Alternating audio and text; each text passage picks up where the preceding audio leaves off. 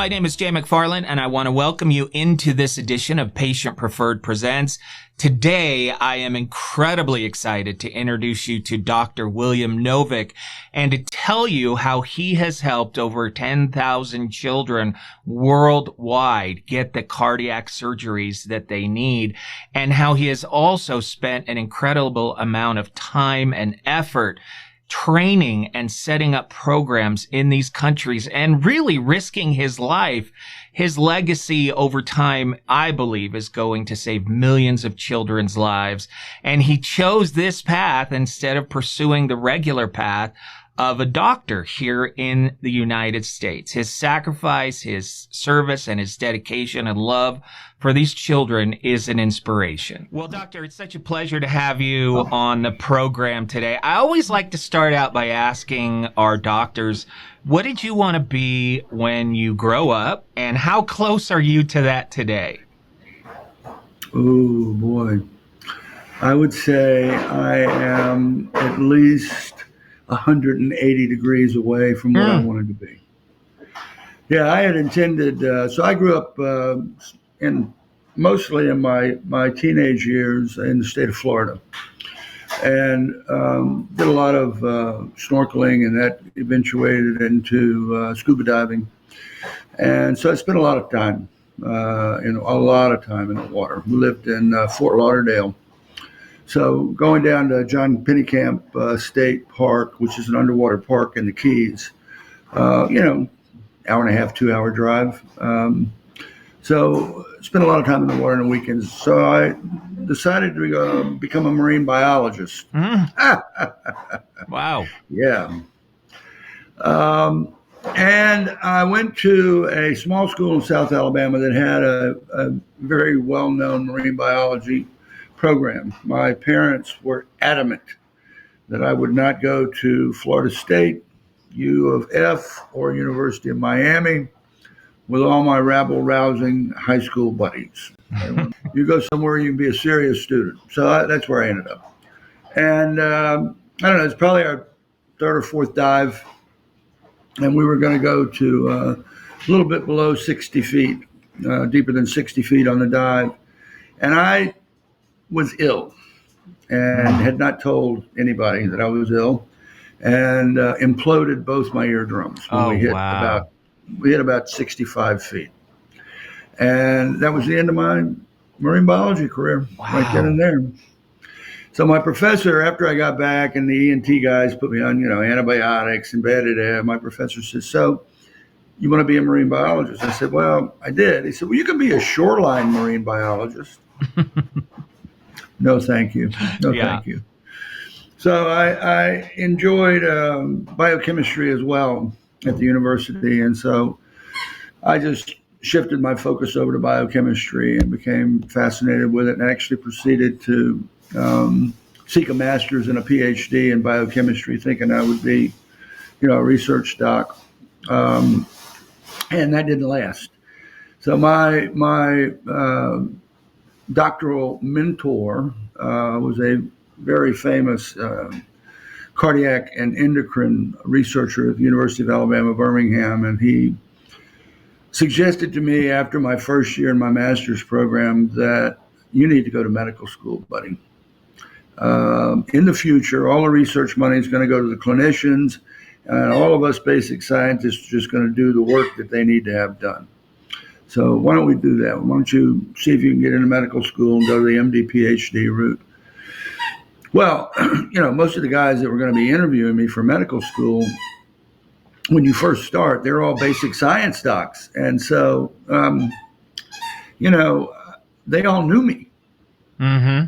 And then when we had the discussions during the interviews about, what I was planning on doing, I actually ended up getting early acceptance 3 months before everybody else got their letters, and started. And first 2 years were all basic sciences, and I was supposed to come out after that, go back to the lab, finish my PhD work. And on the day that my mentor and director was supposed to sign my paperwork, he had a massive stroke and died less than 24 hours later. Wow. Yeah. So I had a bit of a dilemma. It's like, what am I going to do now? And the clinicians that were involved in the project, this was a project about reperfusing the heart after you have a heart attack. So after the vessel closes, if you can open it up, what happens to all of the heart muscle that was beyond the obstruction? In other words, the stuff that's supposed to be dead, you know? And I could not convince myself that the clinicians would stay the course. I had no basic science mentor anymore. I mean, that's what my PhD mentor was, you know, cell studies. And so I talked to the dean of student affairs, and I said, I'm dropping the PhD program. Mm. I'm really worried that, you know, 2 years is going to turn into 3, it's going to turn into 4, because none of these guys, you know anything about. I mean, they understand the theory behind the basic science, but actually working it out in the lab and being able to discuss with a real pro, and you know, it just it was a smart thing to do. Yeah. So go to medical school, and then did my general surgery residency at the Graduate Hospital of the University of Pennsylvania. And it's the first time I'd been north of North Alabama. So that was interesting. But I loved Philly, and spent 6 years there. I was a research fellow for the American Heart Association for 18 months. Published a few papers. My medical school, I had talked to the chief of cardiac surgery to write me a letter of recommendation. I had spent 2 months on his service as a medical student. And when I left, well, actually, when he wrote the letter, he told me, he said, get out of Birmingham, go to the Ivy League, and then reapply to be a cardiac surgical resident. And if I'm still here and you haven't messed up your life, we're going to bring you back. And that's what ended up happening. So I went back, and I spent 4.5 years in Birmingham. I did the regular residency. Then I did a residency or fellowship in congenital. Then I did a combined congenital transplant fellowship, and ended up here at the University of Tennessee after a unfortunate decision of thinking that I would be a private practice pediatric heart surgeon in a group of 8 adult cardiac surgeons. And I learned my lesson really quickly. Nobody took call but me on the kids. But I had to operate on an equal number of children and adults and take my adult call. So it was a really crazy life. And I had wanted to do international work. We had been bringing children into Orlando from the Caribbean and Central America, operating on them for free. Hospital let me do 12 kids a year. So that, of course, landed me in the local.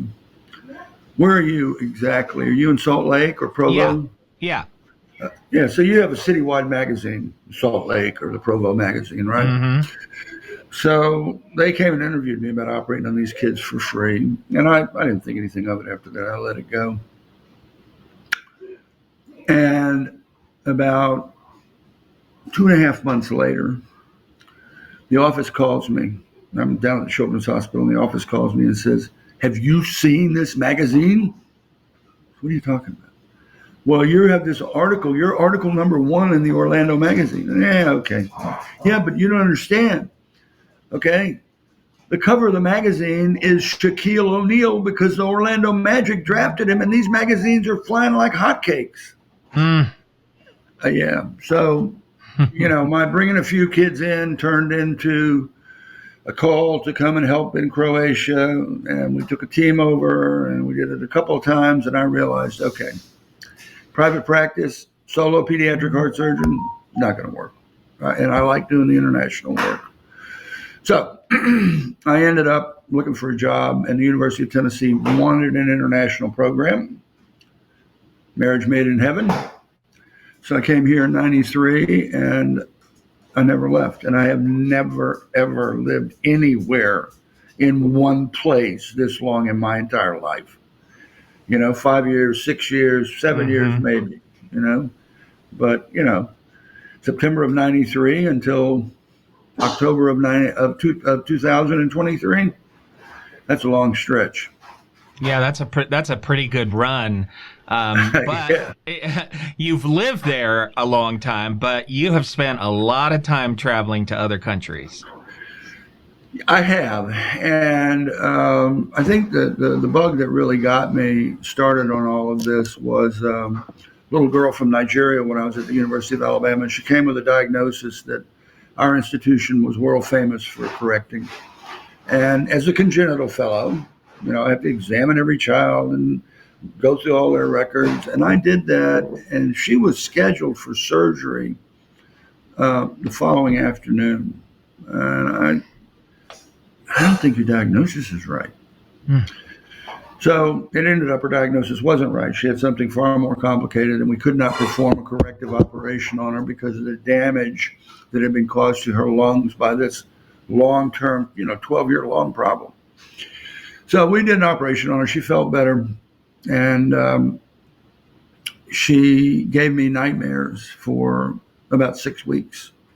I mean, maybe it's 5.5, but Mm-hmm.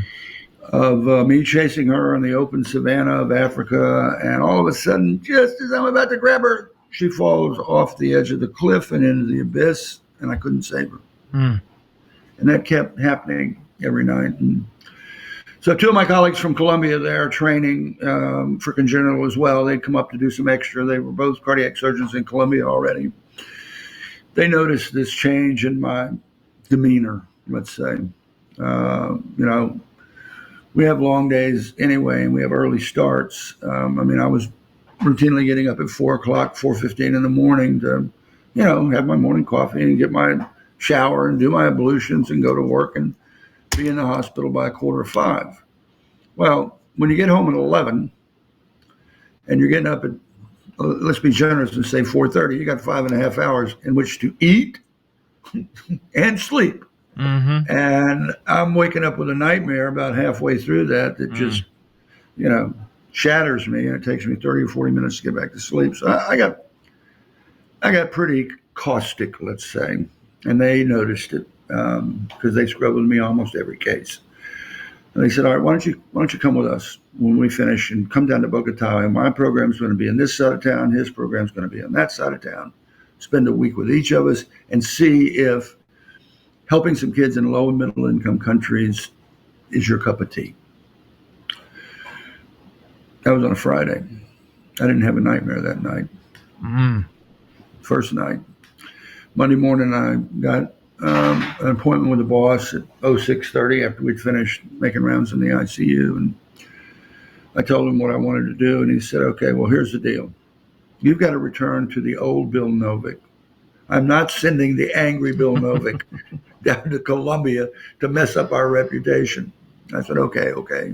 I didn't have a nightmare Friday night, Saturday night, or Sunday night. I think it's broken because the guys invited me, and you're going to let me go if I turn back to my normal self. Yes. So I made the trip 2 months later, and it was career changing, I'm going to say. We operated on a total of 17 kids, 9 in one place and 8 in the other. And I got to give some lectures on the middle weekend and stuff. It was really fantastic. And I got home on I guess Saturday night, and my pager goes off on Sunday morning, and he didn't come in. The boss did not come into the hospital on Sunday mornings. He came in on Sunday afternoons to meet all the admissions. Well, my pager comes up and it says, "Bill, I want to talk to you about Bogota. Meet me in my office Monday morning, 6:30. Okay. Don't interrupt me while we're making rounds on the new patients and talking to the parents. No. I'll see you Monday." So I went in and he told me, he says, "I've gotten fantastic reports from everybody. Everybody really enjoyed having you. I've heard they want you to come back. And I just have one thing I want to say to you, because I know you're really happy with it." I said, "Oh, I'm ecstatic. This was amazing. Being able to intercede on kids that otherwise would not have gotten operated on." "Yeah, well, I have one piece of advice. Okay, but what is that piece of advice? Do not let this humanitarian care overcome your life. Mm. That is the one singular piece of advice that Albert D. Dominic Pacifico gave me that I failed to adhere to. Mm. Ended up here at UT. Very rich lady in the city of Philadelphia read a book that I wrote called Healing the Heart of Croatia. Talked to my former boss in Philly. He told her, he said, listen, Bill would do this full time if he could, but the university's not going to pay him to fly around the world and operate on kids for free. He's got to operate in Memphis unless somebody endows a chair with a lot of money so he can just draw his salary from there. Because Bill doesn't care about making millions of dollars. And so she endowed the Paul Niemer Jr. MD chair in international child health in 1999. It was completely funded in May of 2001.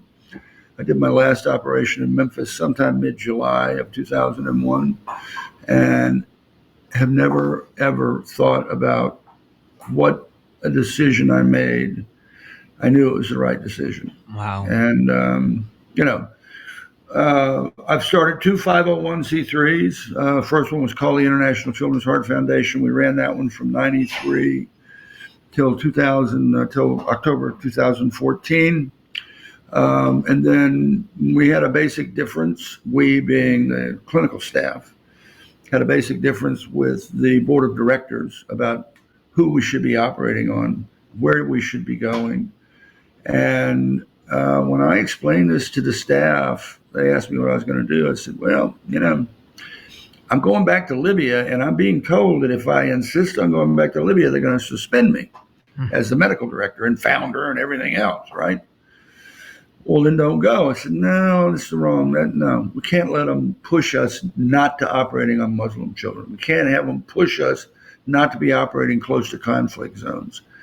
This is not what we do. We go where the kids are and where they need help and where their local physicians need training and education and experience so we can rise them up to a different level of pediatric cardiac care. So I went to Libya and they suspended me and I came back and resigned. Wow. and tomorrow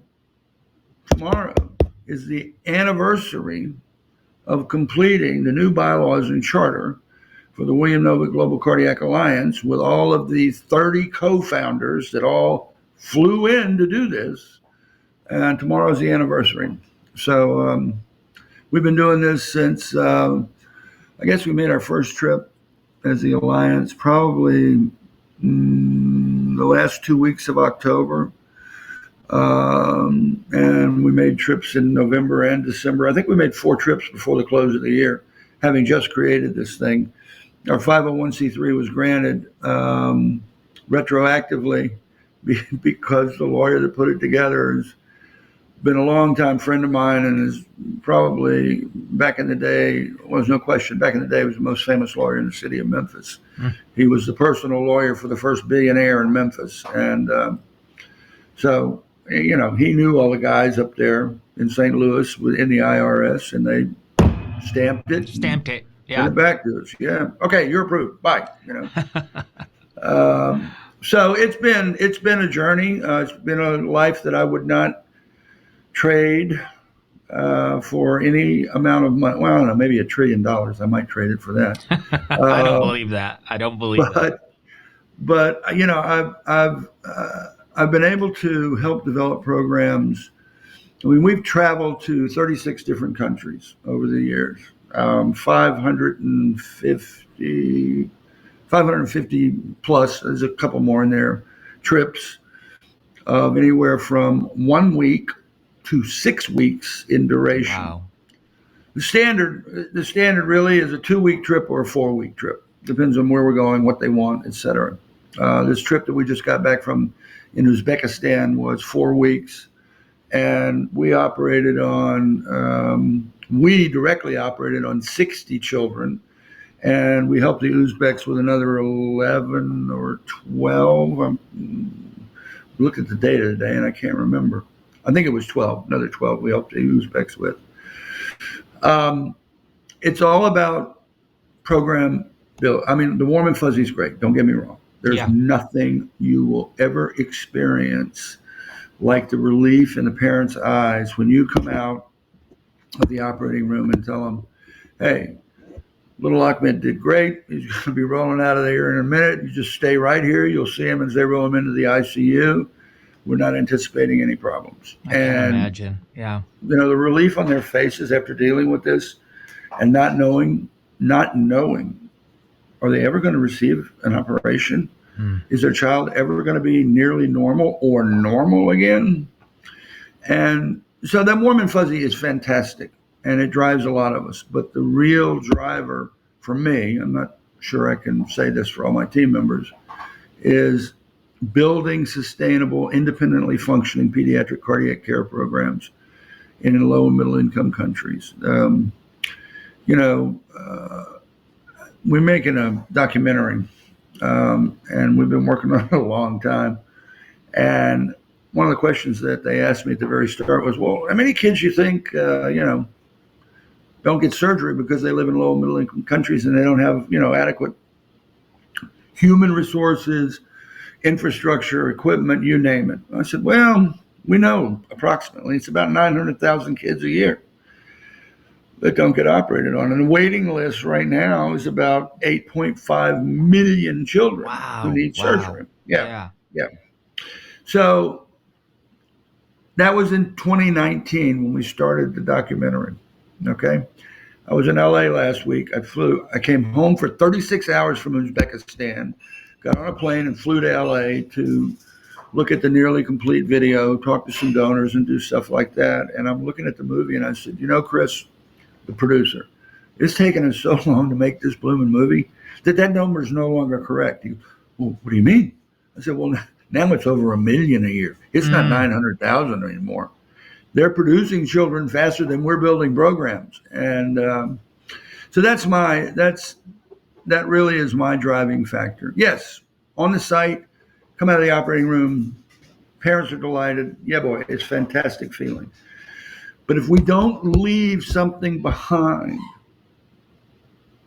then the day we walk out, no more parents are coming out and smiling in relief. So that's what's critical. We have built programs in China, in Shanghai, Nanjing, Beijing, in Pakistan, in Rawalpindi at Armed Forces Institute of Cardiology. The interesting thing about that place is we spent 5 years in Pakistan, and some of the surgeons that we've trained have sprang out after their time in the Army was done and started their own programs. So that's been really good for Pakistan. India, Chennai and Hyderabad, both are places that we have helped improve programs. Russia, I know I probably shouldn't talk about Russia, but no, that's okay. Russia, way out in Siberia, in a town called Kemerovo. It's in central Siberia. It's not in far eastern Siberia. Then closer in on the European side, Voronezh, which is about 500 kilometers south of Moscow and close to the Ukrainian border. And then about 500 kilometers east of Moscow, a town that used to be known as Gorky. When the communists came in, they changed its name. The original name of the town was Novgorod. So when communism when the USSR fell away, they renamed the city its original name, but now they're calling it Nizhny Novgorod. Okay. So 3 cities in Russia, 4 in Ukraine. Kyiv, Odessa, Kharkiv over in the east, which is getting pounded by the Russians all the time. And the place that I'm going to tomorrow, Lviv, way over in the west. Balkan states, Croatia, Macedonia, Serbia, Bosnia, yep, all of them. Belarus, yes. Middle East, oh my God. These are freestanding programs now that we've helped. We went into Iraq originally in 2010. We're still going because we have one more program I want to finish building. But right now there are programs in Karbala, Najaf, and Nasiriyah that are all operating independently and had been doing no pediatric heart surgery before we started with them. And we're building the last one in the south in Basra, which is very cosmopolitan and very nationally mixed. I mean, you can hear almost any language down in Basra. Kuwait, believe it or not. Lebanon, Palestine. Yeah. Wow. Yeah. I'm curious, have you gotten any resistance from any of these countries, or are they welcoming you with open arms? No, all these countries have invited us, or somebody in their hospital that wants to improve pediatric cardiac care has invited us. I would say that if you're looking at the point of view of resistance, the most resistance we've gotten has been out of our own country. Yeah, we were in Belgrade when NATO started dropping bombs on Belgrade in March of 1999, and we resisted departing with the evacuating embassy team, and they totally flipped out. Wow. No, you can't stay. You're going to get bombed. Yeah, but if we don't operate on these two kids on Wednesday, they're both going to die. So you guys go, and we'll figure out how to get out of here. If Clinton actually bombs, he's not going to bomb them. When the bomb started falling on Wednesday night, oh God, no, what am I going to do? Libya, you remember the ambassador was killed over in Benghazi? We've been going to Benghazi at that point for, I don't know, gee whiz, probably 2.5, 3 years. And the embassy, first of all, our embassy was not in Libya. It was actually in Tunis, Tunisia, because things had not settled down enough after the revolution to get Gaddafi out, and then they ran into a civil war after that. But I'm pretty good friends with the ambassador, and he's, Bill, I don't know. You shouldn't be going in there. You shouldn't be helping those people. ISIS is going to grab you one day. Same thing for Sudan. Same thing. We were in Sudan, and I think that although the ambassador is happy that we're in Ukraine, he's always worried when I send him the note saying, okay, we'll be there on Monday. Lviv doesn't get bombed very much, but that's where our pushback comes from, is the U.S. government, not these other governments. I would have never guessed. Yeah, there have been a couple of instances where the ambassadors really were extremely helpful to us. One of them is in Belarus. He actually got the State Department to fund our Belarus program for 2 years after he resigned. And that was sort of his gift to us, because we'd made America look really good in Belarus with all of the publicity and coverage, both print, online, and on TV. And he rewarded us with, okay, look, let me give you enough money to cover 2 years worth of programs, and I'm retiring, and the State Department will take care of it. Okay, am I going to refuse that? No. Niet, not going to refuse that. And then I think we've had a mixed bag. We had we did not have an ambassador in Serbia when we were there. It was bombed. We had a chargé d'affaires. But I became really good friends with him. And over the years, he's helped me, because he's retired now. But he and I met again in Kyrgyzstan, and he remembered me. So, my God, you've gone from Serbia to Bishkek. Well, the kids are everywhere. I don't pick the places. I pick the kids. So it's been a fascinating career. Our work has been awarded 4 presidential medals. Wow. Multiple, Humanitarian Group of the Year awards. The Ukrainians especially love us. I have 2 civic medals for our work over there. Actually 3, 3 civic medals. Because I've been in Ukraine since 1994, and we never gave up on them. We were there right after the Russians took over Crimea and Donetsk and Lugansk, and we came 4 weeks later. We were there. So Ukrainians, I guess the other thing is that since I'm on my dad's side, 50% Ukrainian and 50% Russian. Wow. Makes for an interest. So the Russians love me, the Ukrainians love me, but they don't love the opposite side. They don't love my Russian side, or they don't love my Ukrainian side. Right. And the Belarusians want to claim I'm actually Belarusian. So, that's an interesting part of the world. But it's been great. How's your language skills in all these places? Do you just have a translator, or do you try and communicate? Yeah, my team says I speak Bilbonics. Okay. Okay. So I have a little bit of Russian, a little bit of Ukrainian, and a smattering of Arabic, a fair amount of Spanish. I don't speak Zulu or Swahili, however. Okay.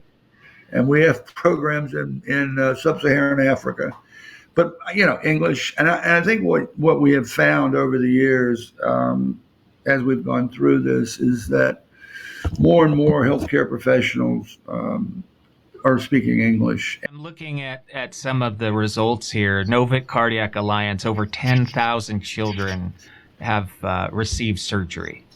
Talk about that a little bit. Well, yesterday was, yesterday.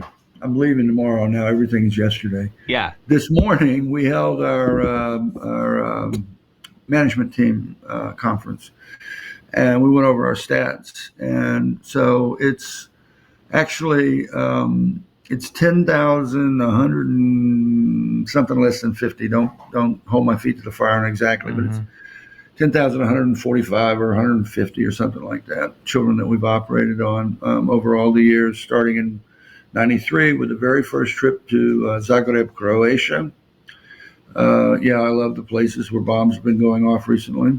Well, that was, they had just finished their War of Independence from Yugoslavia.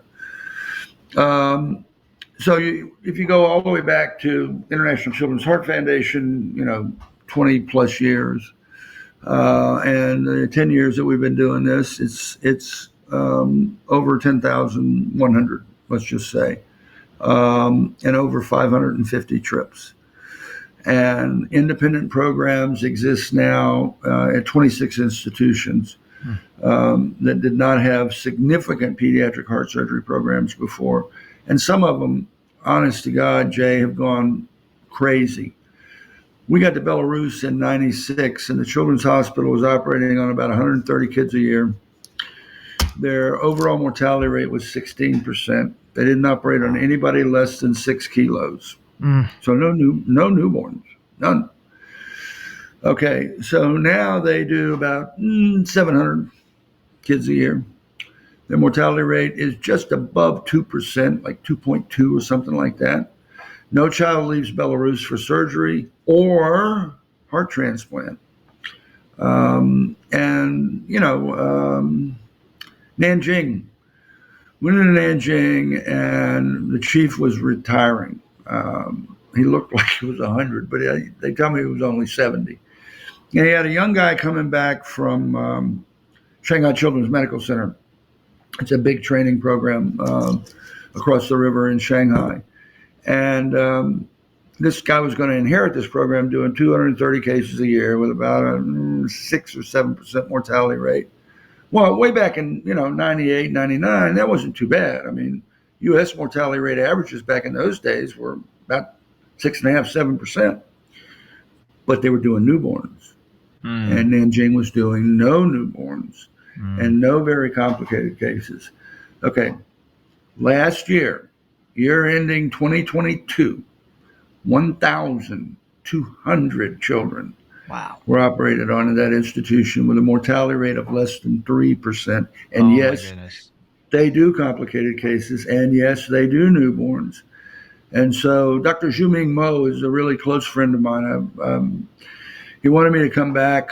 They wanted me to do the swing through, do the tour. It's been a week in Shanghai, then you spend a week in Beijing, and then you come down and spend a week in Nanjing. And when that invitation got sent, January of 2020. Wow. COVID. So I didn't make that Yeah. trip, and I would love to have done that. I Yeah. mean, we've got really good friends. We've got Dr. Wong in Shanghai, and Dr. Mo in Nanjing, and Dr. Lee in Beijing, and they've all moved along over the years. Mo is now the Senior Executive Vice President for Nanjing Children's Hospital. Um, Dr. Lee is, I don't know, he's some upper level administrator now as well. Wong is crazy. He's still operating like me, but he was 15 years younger than me. So Wong's just now turning, I don't know, 57, something like that. So, I think that's our accomplishment. So you said, okay, over the years, you've done 10,000 kids. We have. But if you look at all the places that we either started or improved in their numbers and complexity and mortality, it's way more than 10,000. They're doing 10,000 a year. Wow. That's awesome. Unbelievable. Yeah. Took me 31 years to get here. Now they're doing it every year. Well, and that legacy is going to go on forever. I hope that it does. I mean, we're still trying to spread things. We're really working hard in sub-Saharan Africa right now. We're probably going to start our second program in Egypt the first of next year or early next year, sometime in late Q1 or Q2. And Bangladesh has asked us if we could come and help them. And I have no qualms about going to Bangladesh and helping them. They need help, and that's what we do. So sometime next year, we'll get there. What an amazing, amazing story. I did see you're on the cover of Preferred Health magazine. Talk about that a little bit. Yeah. You like that picture? Yeah. Do you like that picture? I do. I do like that picture. That's one of my favorites, actually. Good. That was that picture actually was taken in Ukraine some time ago, and I do like it. I'm very happy to be on the cover. The reason that I even agreed to this whole idea, and as you can see, I'm not home very much, so getting this stuff done wasn't going to be necessarily easy. Yeah. But they convinced me that between the Preferred Health webpage and the magazines that go out to doctors' offices and this podcast, which we're going to put all over we can, would bring us a lot more awareness to the problem with children with congenital heart disease in low and middle income countries, and potentially, hopefully, bring us some more donors to help us carry out this work worldwide. Flying a team of 15 with an average ticket price, well, if you're going to fly transatlantic and then you got to jump somewhere, our average ticket price is about $2,500 when we fly that way. Yeah. We fly, north-south, going down to Ecuador or going to Dominican Republic. Well, yeah, sure. All of a sudden, you're talking $700 for a ticket. But most of our work is transatlantic or trans-Pacific, and not a lot of trans-Gulf of Mexico work. Yeah. And we've helped programs down there. I mean, we're going to go back to Ecuador. We've already established in the biggest city in Guayaquil, we've already established 2 programs. One's involved in the Ministry of Health, and the other one's involved in sort of a social security system situation. So your parents worked, and part of their paycheck goes for health insurance, and so these kids get operated on mostly for free over there. Also, Lima's a fantastic story, and obviously Bogota, was both those programs are big, but one of those programs, the Fundación Cardioinfantil, is probably the leading program in all of Colombia for children with heart disease. And I have a very special friend there that I've known. I changed diapers on his first daughter in Birmingham. Nestor and I have known each other forever. And, it's if it's 1 million kids a year, right? And our groups that we've helped are now operating on 10,000 a year. What is that? Still a lot to go. Still a lot of work. 1%. Yeah. That's 1%. But what would it have been without all your effort, right? Well, it wouldn't have been 1%. Yeah, that's right. It would have been That's lower, right. but we're just going to keep chugging away. Yeah. Well, listen, I am so inspired and so thankful for your effort. And I know people watching this will be inspired to donate. And as you said, it's an awareness project. I had no idea how the extent of the problem and the extent of how many people are working towards solving that problem. It's a huge problem. The most common birth defect. And unfortunately, 1 million of those kids live in places where they can't get care. Yeah. Well, doctor, thank you so much for your time today. I feel like we could spend an hour just on every country that you've been to. We could, Jay, but that would be 36 hours, okay? Yeah, that's right. Well, thank you so much for what you've done and for sharing your story. Thank you so much. Once again, I want to thank Dr. Novick for joining us today. I could spend an hour with him on each country that he's been to, just listening to his knowledge of the globe. He's been to places that I've never even heard of and helped these children who otherwise would have no access to care. It's just an amazing story. And he's only been able to do this because of the help of people making donations to the cause. So if he's going to keep moving forward, he's going to continue to need our help. And again, I didn't know so many of the things that he talked about. Dr. Novick, I just want to personally thank you for your dedication, for your service, your compassion, the example that you have sent to the world is just amazing. And I'm so thankful that you took the time to share these stories with us so that we can help build awareness and spread this message. Once again, my name is Jay McFarland, and this has been another edition of Patient Preferred Presents.